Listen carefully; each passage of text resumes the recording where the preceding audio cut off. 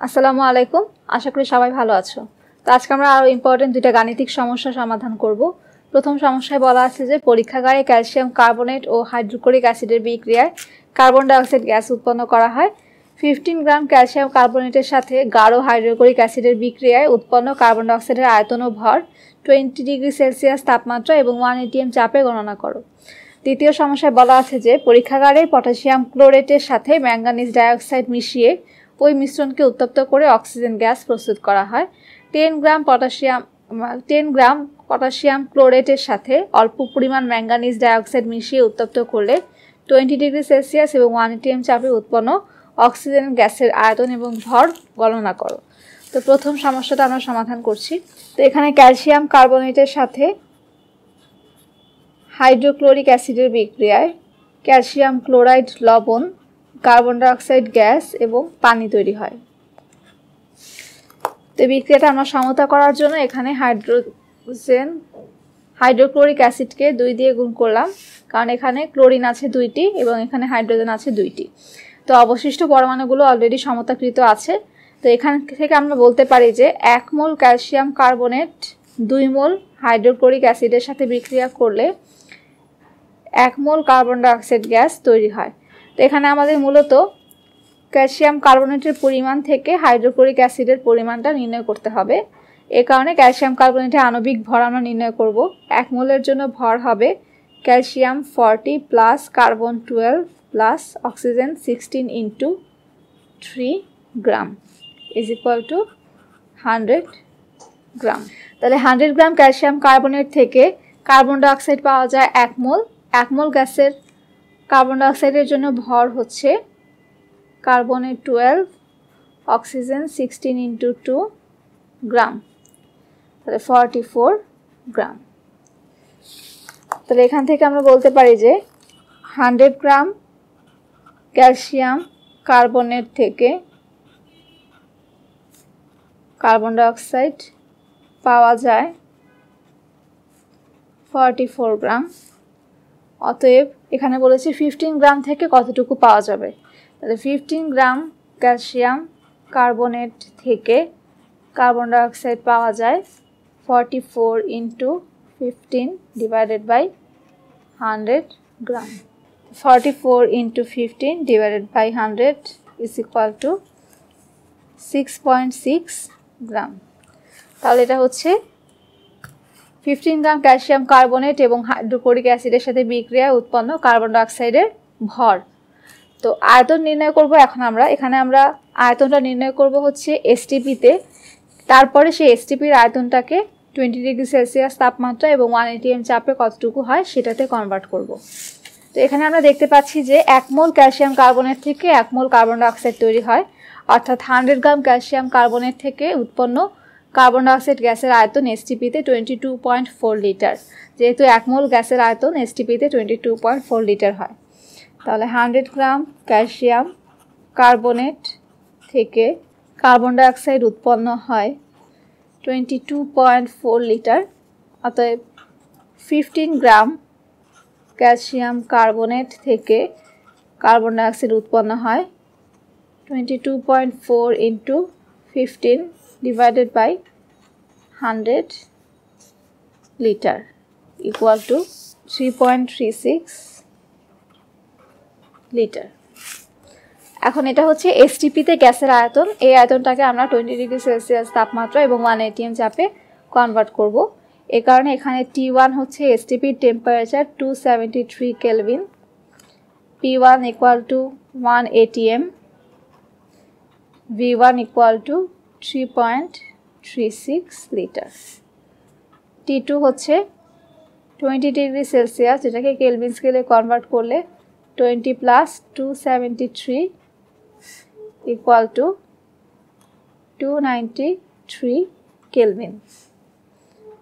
P2 equal to 1 atm, V2 equal to what. তা আমরা জানি সূত্র হচ্ছে P1 V1 by T1 is equal to P2 V2 by T2। তাহলে V2 is equal to P1 V1 by T1 into T2 by P2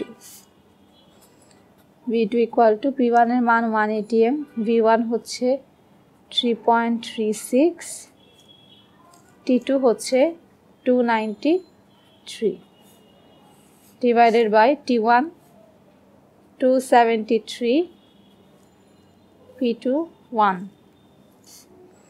অতএব V2 is equal to 3.36 into 293 divided by 273, 3.606 litre. অর্থাৎ 15 gram calcium carbonate থেকে উৎপন্ন carbon die অক্সাইডের আয়তন হচ্ছে 20 degree Celsius তাপমাত্রা এবং 1 atm চাপে 3.606 লিটার এবং ভর 6.6 গ্রাম। এখন আমরা দ্বিতীয় অঙ্কটি সমাধান করব। তো এখানে দ্বিতীয় অঙ্কে আমাদের বলা আছে যে পরীক্ষাগারে পটাশিয়াম ক্লোরেটের সাথে ম্যাঙ্গানিজ ডাইঅক্সাইড মিশিয়ে মিশ্রণকে উত্তপ্ত করে অক্সিজেন গ্যাস প্রস্তুত করা হয়। 10 গ্রাম পটাশিয়াম ক্লোরেটের সাথে অল্প পরিমাণ ম্যাঙ্গানিজ অক্সাইড মিশিয়ে উত্তপ্ত করলে 20 ডিগ্রি সেলসিয়াস তাপমাত্রা এবং 1 atm চাপে উৎপন্ন অক্সিজেন গ্যাসের আয়তন এবং ভর নির্ণয় করো। তো এখানে ম্যাঙ্গানিজ ডাইঅক্সাইড কিন্তু মূলত প্রভাবক হিসেবে কাজ করে, এখানে সে বিক্রিয়ায় অংশগ্রহণ করে না।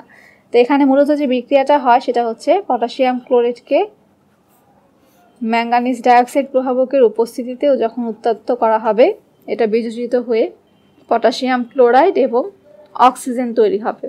তো বিক্রিয়াটা সমাধা করার জন্য আমরা এখানে 3 দিয়ে গুণ করছি, এখানে 2 এবং এখানে 2।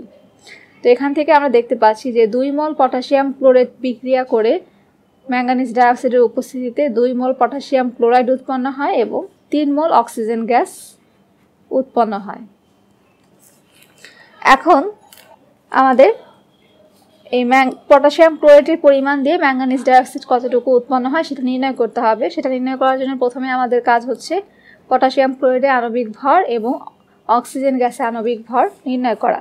তো পটাশিয়াম ক্লোরাইডের আণবিক ভর নির্ণয় করার জন্য 2 ইন্টু পটাশিয়ামের জন্য 39 plus chlorine 35.5 plus 16 into 3 gram equal to 2 into 122.5 গ্রাম। প্রতি মোলের ভর 122.5, তাহলে 2 মোলের ভর 245 গ্রাম।